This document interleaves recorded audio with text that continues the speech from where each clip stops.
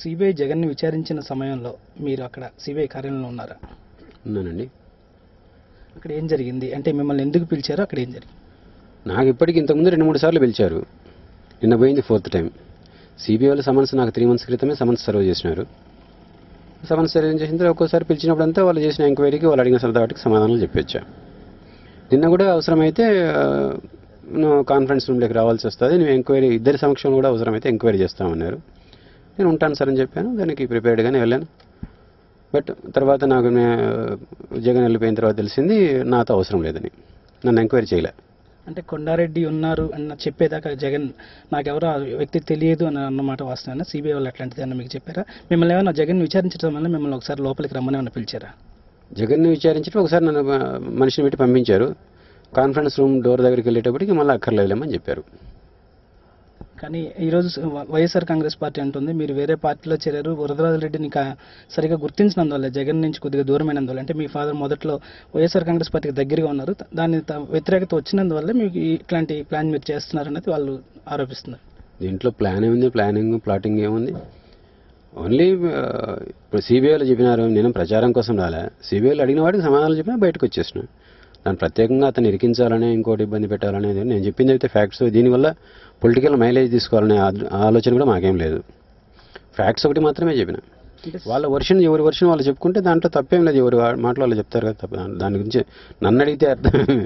అంటే సిబిఐ మిమ్మల్ని పిలిచిందే మొదట, మీరు సిబిఐని అప్రోచ్ అయ్యారు అంటే ఎంక్వైరీ చట్ట ప్రకారం సమన్స్ సర్వ్ చేశారు నాకు.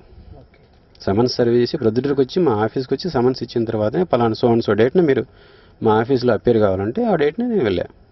అంటే మీరు అప్లికెంట్స్లో 15 మెంబర్గా ఉన్నారు, 14 మందిని వదిలేసి మిమ్మల్ని బెదిరించారన్న దాంట్లో ఎంతవరకు అది ఎలా జరిగిందని మీరు అనుకుంటున్నారు? బెదిరించారు జరిగినట్టు ఒకటి వర్షన్ అంటే రకరకాలు మాట్లాడుతూ ఉంటారు. నేను ఏం జరిగిందో ఆ విషయం మాత్రమే సిబిఐకి చెప్పాను. అంటే పబ్లిక్ కూడా కొంత క్లారిఫికేషన్ అవసరం. అంటే ఈ వాస్తవాలు ఇవన్నీ వాస్తవాలా లేకపోతే ఏంటి? అంటే మిమ్మల్ని జగన్ 3 సార్లు పిలిపించారని, మీరు భయపడలేదని, చివరిగా ఒకసారి పిలిచి అంటే మీరు వెళ్లకుండా మీరే ఓకే అని చెప్పి అంటే వీళ్ళతో పెట్టుకోవడం ఎందుకన్నట్లు వార్తలు వస్తున్నాయి. దాంట్లో ఎంతవరకు వాస్తవం ఉందండి? ఇది రాజకీయాలకు సంబంధం లేని విషయం. నేను ఒక మైన్ కావాలని చెప్పి నేను ఒక అప్లికెంట్, సాధారణ అందరి అప్లికెంట్స్తో పాటు నేను అప్లికేషన్ పెట్టినా. నాది కొంతవరకు ప్రాసెస్ అయింది, అక్కడ ఆగిపోయింది, కోర్టుకు పోయినా. నేను నా పర్సనల్గా నా వ్యాపారం గురించి ఫైట్ చేసినాను తప్ప దీంట్లో పాలిటిక్స్ కానీ పబ్లిక్ తెలియాల్సిన విషయం కానీ దాచిపెట్టేది కానీ ఏమీ లేదు. అసలు బెంగళూరుకి మిమ్మల్ని జగన్ పిలిపించిన వాస్తవమైన గతంలో తర్వాత మాట్లాడదాం సార్, కలుద్దాం. అంటే కొంత చిన్న క్లారిఫికేషన్ అసలు అంటే దాంట్లో వాస్తవం ఉందా? వస్తున్న వార్తల్లో ఎంత నిజం? వస్తున్న వార్తలు వాస్తవంలో అనుకుంటున్నాను నేను కూడా. అసలు ఎప్పుడు అప్లై చేశారు సార్ కొండారెడ్డి గారు దీన్ని? మొదట్లో మీరు దీనికి ఎప్పుడు అప్లై చేశారు? తర్వాత జరిగిన ప్రాసెస్లో ఎక్కడ మీకు ఇబ్బంది కలిగినట్లుగా? నోటిఫికేషన్ ఇచ్చిన తర్వాతనే కదా మైన్స్ అప్లికేషన్ కాల్ ఫర్ చేస్తాం. Mines and geology department notification ఇచ్చింది. నోటిఫికేషన్ ఇచ్చిన తర్వాతే అందరితో పాటు నేను అప్లై చేసిన.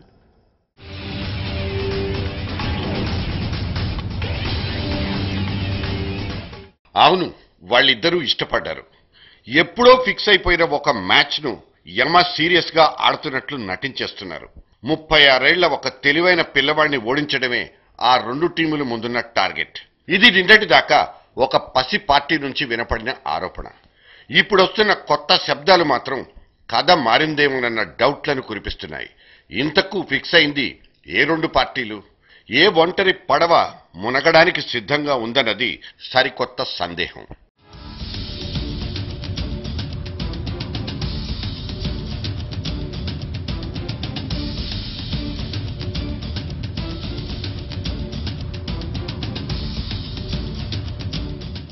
ఎప్పట్లాగే తన 3 కాళ్ల కుందేలితో జగన్ మొన్న సిబిఐ ఆఫీస్ ముందు చేసిన హంగామాతో జనం నోళ్లు వెళ్లబెట్టేశారు. ఒక డాలుతో బయటకొచ్చి జగన్ ఇచ్చిన ఝలక్తో డిఫెన్స్ లో పడిపోతారనుకున్న వాళ్లకు ఫ్యూజులు తెగిపోయాయి. అసలు ఈ అబ్బాయిని పెంచిన విధం పెట్టిది అనుకుంటూ నాలికలు మడతబెట్టేసుకున్నారు ఇంకొందరు. సిబిఐ నన్ను ఏమడిగిందన్నది కాదు క్వశ్చను, నేను వాళ్ళని ఏమడిగానన్నది పాయింట్ అంటూ ఫక్తు నేలబారు పొలిటీషియన్ టెక్నిక్ ని జగన్ ఉపయోగించారు. జగన్ వ్యవహార శైలి బాగా ఎరుగున్న వాళ్లు మాత్రం అతనింతే అంటూ సరిపెట్టుకున్నారు. ఇదో గడుస్తనం.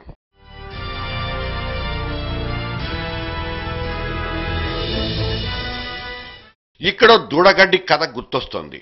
వెనకటికో పళ్ల దొంగ తోటలోకి దూరి చెట్టెక్కాడు. అది చూసిన తోటమాలి చెట్టెందుకెక్కావంటూ అరిచాడు. దూడగడ్డి కోసం అంటూ సమాధానం ఇచ్చాడు ఆ తుంటరోడు. అరే, దూడగడ్డి చెట్టు మీద ఉంటుందా మళ్లీ గద్దించాడు తోటమాలి. లేదు కాబట్టే కిందకు దిగొస్తున్నానంటాడు ఆ తుంటరోడు. ఇదో సామెతో నానుడో ఏదైతేనే ఆ తుంటరోడు చెప్పిన గడుసు సమాధానాలే జగనుడికి వర్తిస్తాయి. అడిగిన దానికల్లా ఆయన టక్కున జవాబులిచ్చేసి తప్పులొప్పేసుకుని తప్పుకోవాలని కొంతమంది ఆరాటం.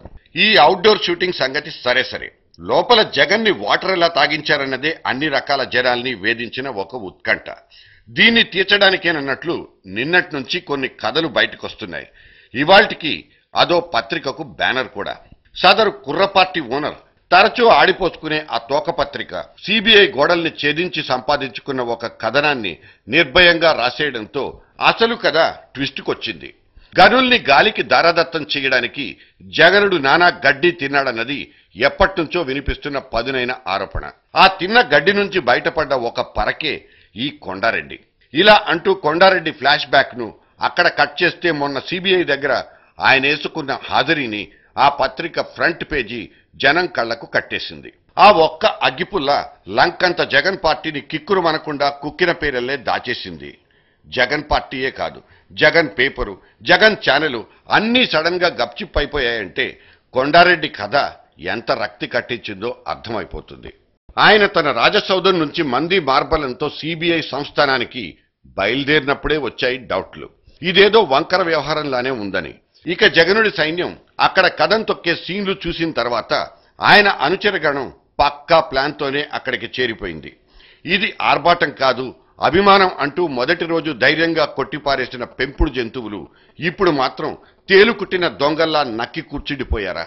సిబిఐలో కూడా లీకువీర్లున్నారని, వ్యవస్థ చెడిపోయి కుళ్ళు కంపు కొడుతోందని జగన్ పార్టీ లీడర్లు డిఫెన్స్ ఆడుకోవడం తప్పితే జగన్ సిబిఐ ఎపిసోడ్లో కొండారెడ్డి అనబడే ఈ కీలక మలుపు గురించి మాట్లాడడానికే ముందుకు రాని పరిస్థితి.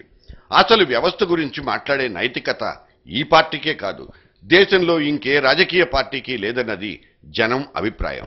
జగన్ కుందేలయ్యాడో లేక కుదేలయ్యాడో తెలీదు కానీ సిబిఐ అనే దర్యాప్తు సంస్థ దాని జాయింట్ డైరెక్టర్ ఓబుళాపురం మూట విప్పి అందులో ఉన్న సరుకునంతా నేల మీద విదిల్చి వాటిని భూతద్దాలతో చూస్తోందని అందరికీ తెలుసు. గాలి జనార్దనుడు జైల్లోపలే ఉన్నా, ఈ జగనుడు బయటే ఉన్నా వీళ్ళిద్దరి మధ్య ఉన్న అనుబంధానికి లింకులు దొరికే డొంకల్ని కదిలించే పనిలో సిబిఐ లక్ష్మీనారాయణుడు ఫుల్ బిజీ. ఏ తీగలు కదులుతాయో, ఎప్పుడెప్పుడు కాళ్లకు తగులుతాయో చూడాలంటే కొంతకాలం ఆగాల్సిందే. కానీ ఈ మెగా సీరియల్ ఇంకో ఊహించని మలుపు తిరగబోతోందని జనం బలంగా అనుమానిస్తున్నారు. ఇంతటి కసరత్తు జగన్ను అరెస్టు దాకా తీసుకొచ్చినా జగన్ను అరెస్టు చేసేంత కండబలం, గుండె బలం సిబిఐ దగ్గర ఉందా? ఒకవేళ ఉన్నా దాన్ని చెయ్యి గుర్తు అడ్డుకోకుండా ఉంటుందా? జగన్ను దూరం చేసుకోవడం కంటే దగ్గర చేసుకోవడంలోనే ఎక్కువ సుఖముందేమోనన్న ఐడియా కాంగీ కిచెన్లో కుక్ అవుతోందా? లోతుగా ఆలోచిస్తే ఈ అన్ని ప్రశ్నలకు అవును అనే సమాధానమే ఉమ్మడిగా తడుతోంది. అవును, మీరు వింటోంది నిజమే, మ్యాచ్ ఫిక్స్ అయింది, జగను కాంగ్రెస్ల మధ్యనే అని ఎందుకు అనుకోకూడదు? రాజకీయాల్లో ఏదైనా సాధ్యం అనే సెటైర్ నేపథ్యంలో ఈ డౌట్లను కూడా ఎందుకు కాన్ఫిడెన్స్ లోకి తీసుకోకూడదు? ఉద్యమ సందట్లో నిశ్శబ్దంగా ఎదుగుతున్న చంద్రబాబు ఫ్యూచర్లో కాంగ్రెస్కే కాదు జగన్ను కూడా దాటిపోతాడన్న ఆందోళన ఈ రెండు గుడారాల్లో స్పష్టంగా కనిపిస్తోంది. చంద్రబాబు అంతటి సమర్థుడేనని, తాను నిర్వహిస్తున్న మిషన్ 2014 గెలుపు గుర్రాన్ని అవలీలగా ఎక్కించేస్తుందని మా భావన కాదు, జనానికి వచ్చిన ఒక అంచనా మాత్రమే. క్లిష్ట పరిస్థితుల్లో కూడా ఆ పసుపచ్చ చంద్రుడు చలించకుండా దూసుకెళ్లడం చూస్తే కొన్ని కళ్ళు కుట్టకుండా ఎందుకుంటాయి? కూలిన పేక మెడల్ని మళ్లీ పేర్చుకునే క్రమంలో ఎక్కడ పోగొట్టుకున్నారో అక్కడే వెతుక్కోవాలన్న వివేకంతో చంద్రబాబు వాళ్ళ రైతు వెంట పడుతున్న సంగతి మనం చూస్తోందే. హైదరాబాద్ మినహా 22 జిల్లాల్లో రైతుల్ని పలకరించొస్తానంటూ చంద్రబాబు గీసుకున్న ప్లాన్లు అటువైపున్న వాళ్లలో ఆందోళన పుట్టించకుండా ఉండవు. చంద్రబాబు మహామహుడా మామూలుడా అన్నది కూడా ఇక్కడ టాపిక్ కాదు. అతనికి రాజకీయ గొయ్యి తవ్వడానికి ఏ 4 గోడల మధ్యనో స్కెచ్ రెడీ అవుతోందని అదురుతున్న కొన్ని ఎడమ కళ్ళు చెప్తున్నాయి. చంద్రుణ్ణి నిర్మూలించడమే లక్ష్యంగా జగన్, ఆయన పితృపార్టీ పడుతున్న కుస్తీయే దీనికి ఆధారభూతం. చంద్రబాబును ధూర్తుడు, ద్రోహుడు అంటూ మొన్నటికి మొన్న సత్యబాబు చేసిన ఆరోపణలు ప్రతి ఓదార్పు యాత్రలోనూ కాంగ్రెస్ కంటే చంద్రబాబునే తిట్టిపోసుకునే జగనుడి వ్యవహారము చంద్రుడిని చిత్తు చేయాలన్న ఉమ్మడి వ్యూహాన్నే స్పష్టం చేస్తున్నాయి. పులిని చూసి నక్క వాతలు పెట్టుకున్నట్లు ఆ రోజు దివంగత నాయకుడు మా నాయకుడు రాజశేఖర రెడ్డి గారు పాదయాత్ర చేసి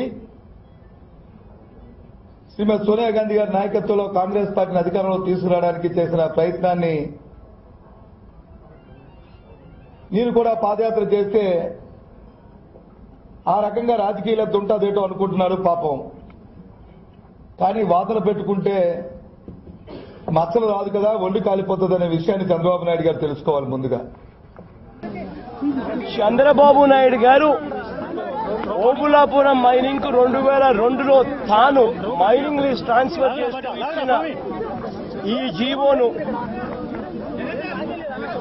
ఆధారంగా చేసుకుని చంద్రబాబు నాయుడు గారు ఓబులాపురం మైనింగ్ కంపెనీకి తాను సహాయం చేశాడు అని చెప్పడానికి ఇంతకన్నా వేరే నిదర్శనం కావాలా అని చెప్పి అడగడం కూడా జరిగింది. ఇవాళ సడన్ గా తెర మీదకొచ్చిన కొండారెడ్డి అనే కొత్త పాత్ర కూడా రేపు యూటర్న్ తీసుకోదన్న గ్యారంటీ ఏమీ లేదు. సిబిఐ కడప నుంచి చెమటోడ్చి తెచ్చుకున్న ఈ అరుదైన సాక్ష్యాన్ని కూడా ఏదైనా శక్తి ప్రభావితం చేస్తే అప్పుడు పరిస్థితి మళ్లీ రివర్స్ అవుతుంది. అందుకే కొండారెడ్డి కథ ఎప్పటికైనా కంచికెళ్లొచ్చని అనుమానించాల్సి వస్తోంది. కొండారెడ్డి కథను ఏ పార్టీ కూడా సీరియస్ గా తీసుకోకపోవడానికి ఇదే కారణమై ఉండొచ్చు. ఆ తుఫాను అలా తప్పుకుంటే ఇప్పుడు నడుస్తున్న తాజా తకరారు వేరేగా ఉంది. 3 గదులు 30 పడగదులకు సంబంధించిన పిత్తలాటకమే టీవీల్ని పేపర్లని నింపేస్తోంది. ఒకరి ఇళ్లను ఇంకొకరు ఎండగట్టుకోవడమే ఇప్పుడు కనిపించే కొత్త కాలక్షేపం. నేను అడుగుతున్నాను జగన్మోహన్ రెడ్డి గారికి, నీకు దమ్ము ధైర్యం ఉంటే ప్రజాస్వామ్యం మీద నీకు గాని వైఎస్ఆర్ కాంగ్రెస్ పార్టీలో ఉన్నటువంటి నేతలకు గాని ఉంటే పాత్రికేయులందరికీ తీసుకువెళ్లి ఒకసారి ఇడుపులపాయి చూపెట్టండి,